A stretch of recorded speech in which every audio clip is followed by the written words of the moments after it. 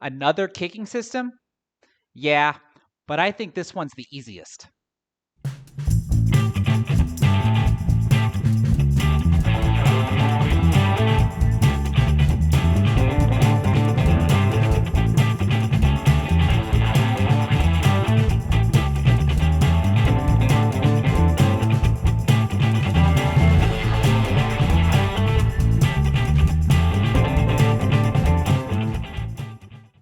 What's going on, everybody?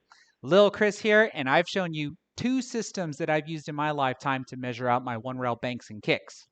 Well, today I'm here to show you a third system that I learned from Tony Robles when he was here helping me out with my straight pool game, and it's by far the easiest one that I've ever learned, and I primarily use it for one-rail kicks, but I'll also show you how it works for one-rail banks. Now let's get started. So first, I want to demonstrate the system by kicking a ball into a pocket. Then I want to show you how accurate the system can be by kicking a ball into different areas of the pocket. Now, when it came to the two previous systems that I showed you, I gave you 4 reference lines to work with. Well, in this one, you're only going to have 3 reference lines to work with. The first line is going to be by identifying a destination point of where you want the ball to end up after it comes off the first rail. So in the case of this one ball, I want to kick it to this side rail and have it end up at this point here in front of the side pocket so that it can fall into the side pocket. So from this point, I want to draw my first reference line to the opposite rail. Now, when it comes to the second reference line, I need to try to identify the midpoint between where the ball starts and where the ball is going to end. So between these 2 points, the midpoint looks to be right about here. Now, to get my second reference line, I want to leave the tip of my cue where it's at and then pivot the butt of my cue over this midpoint, giving me my second reference line. And then for the third reference line, I want to try my best to just slide this line over the one ball. Because if I can do this correctly, then this should give me a point where I need to kick the one ball into the side rail so that I can have it fall into the middle of the pocket. Now, just like with any other bank or kicking system, the speed of the ball and any spin on the ball can affect how the ball comes off of that first rail. So with this system, I found it works best with a rolling cue ball at about a medium pace.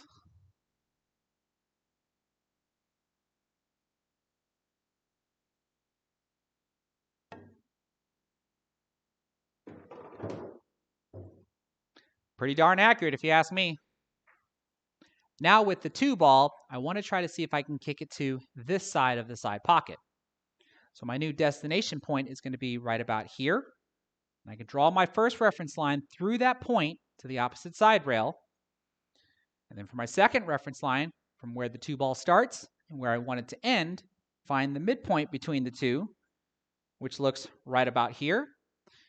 Pivot the butt of the cue over to the midpoint, and then get the third reference line by trying to perfectly slide this line over the 2 ball to give me a point on the rail that I need to kick to with a rolling ball at about a medium pace, and let's see if it'll fall on this side of the side pocket.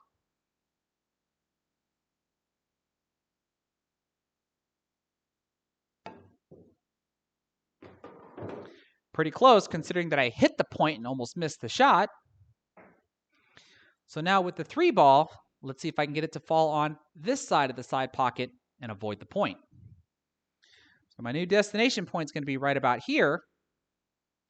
Draw a first reference line to the opposite side rail. From where the 3 ball starts and where I want it to end, find the midpoint, which looks right about here.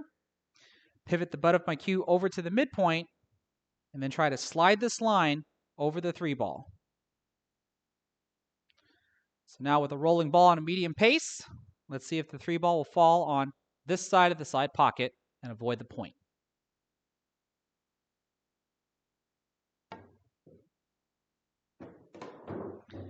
And that's pretty darn accurate. So now let's try to use this system to kick some shots in. So with this first kick shot I want to demonstrate, I still want to show you how accurate the system can be by kicking at a ball that's not sitting in front of a pocket. But I also have to stress the failure points that can cause you to miss. like not correctly identifying the midpoint between where the cue ball starts and where you want it to end, or not correctly sliding the second reference line over the cue ball. Because I've seen it where players have a tendency to slide the butt of the cue more than they do the tip of the cue, or the exact opposite, where they'll slide the tip of the cue more than they do the butt of the cue over. And then, of course, not hitting the cue ball with the correct speed. Because you have to remember that if you hit the cue ball harder, that causes the outbound angle to shorten. And then if you hit the cue ball softer, that causes the outbound angle to widen. And then you've already heard me mention over and over to use a rolling cue ball, which is hitting the cue ball slightly above center with no side spin. And these are all the variables that you're in control of that you can correct if you make a mistake. The only failure point that you're not really in control of, you can only adjust to, is environmental conditions. Because obviously, if you do everything correctly, but the rail that you're going to kick to is a dead rail, then you're more than likely still going to miss the shot. Now, having said all that, let's see if I can kick this one ball into this corner pocket. Now, the destination of where I want the cue ball to end up is going to be the center of the ghost ball that allows me to shoot this one ball into this corner pocket. And that's going to be right about here. So from this point, I can draw my first reference line over to the opposite side rail. Now, from the center of the ghost ball to where the cue ball starts, I can try to identify the midpoint, which is going to be about where the 12 ball is at.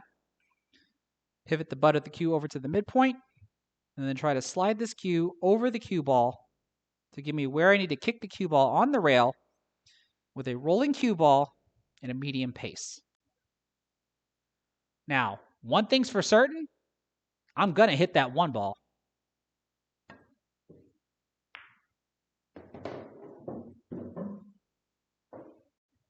It just doesn't get any easier than that. And now for this second shot, I basically want to break down what I did for the opening shot at the beginning of this video, where I kicked the 8 ball by back cutting it into the side pocket, so that way I can avoid possibly scratching and hitting the 8 ball on the wrong side. So when I look at the ghost ball that allows me to shoot the 8 ball into the side pocket, that's going to be right about here.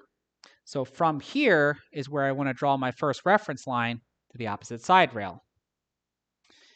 And then from the center of this ghost ball to where the cue ball starts, try to identify the midpoint and pivot the butt of the cue over to that midpoint.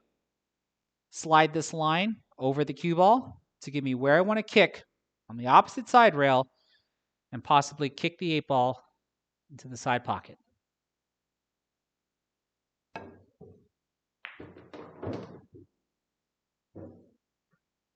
That way you can safely win the game. Now, some of y'all might be wondering, does this system work when you're kicking the length of the table as opposed to the width of the table?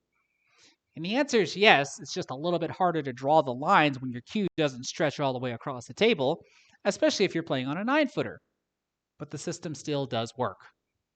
So in this example here for a game of 9-ball, I want to try to kick the 2 ball and possibly make the 9 ball. So I first want to identify the center of the ghost ball that allows me to play a 2-9 combination. Because from the center of the ghost ball, I could draw a line to the opposite short rail. Now, from the center of the ghost ball to the cue ball to my first point on the short rail, I can try to vision the line that's the midpoint between the center of the cue ball and the center of the ghost ball, which looks right about here. Because now if I can slide this line over the cue ball, then I should have where I want the cue ball to kick on the opposite short rail to possibly make the 2-9 combination.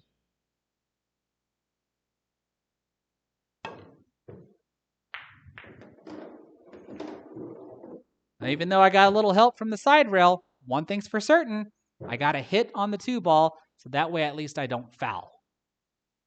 And for this last kick shot that I want to demonstrate, still sticking with a 9-ball theme, I want to be able to safely kick this 4 ball so that way I don't foul, but I also don't want to leave an easy shot for my opponent.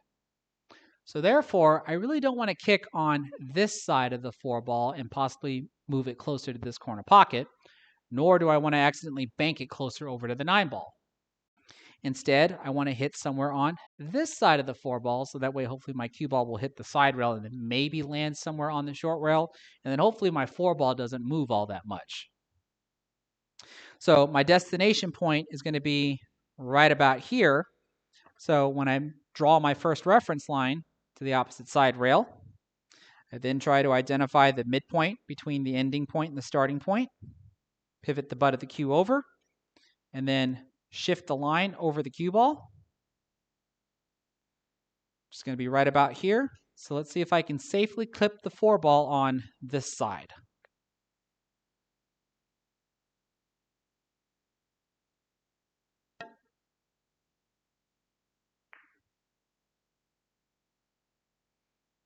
And there we go. So now my opponent has to come up with the safety of their own. And then finally, you did hear me mention about how you can use this system for one-rail banks. So if I wanted to bank this 4-ball into the side pocket, I pretty much have to imagine that I'm going to kick the 4-ball into this side pocket so I can do the same series of steps. The only difference is going to be is when I slide the second reference line over the third, I'm not going to slide over the cue ball. I'm going to slide over to the 4-ball. So here's the destination of where my 4-ball is going to end up. So I can draw the first reference line to the opposite side rail. Try to identify the midpoint between the starting point of the 4-ball and where I want it to end, which looks right about here. So I want to pivot the butt of my cue until I'm over that midpoint, and then try to slide this line over the 4-ball so I can see where on the opposite side rail the 4-ball has to hit in order to fall into the side pocket.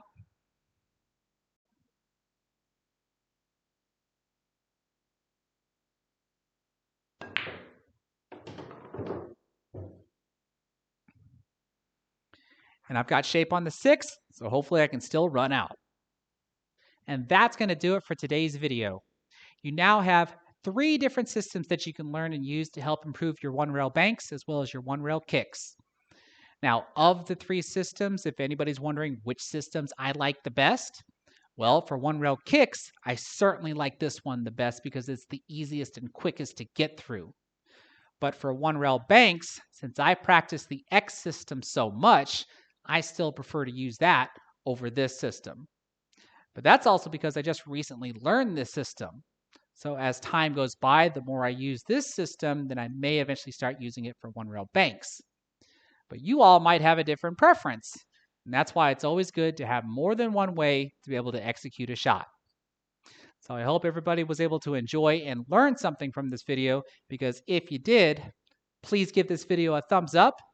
Don't forget to subscribe, and then be sure to click the bell notification icon to be notified whenever I go live or publish a new video. Take care, everybody.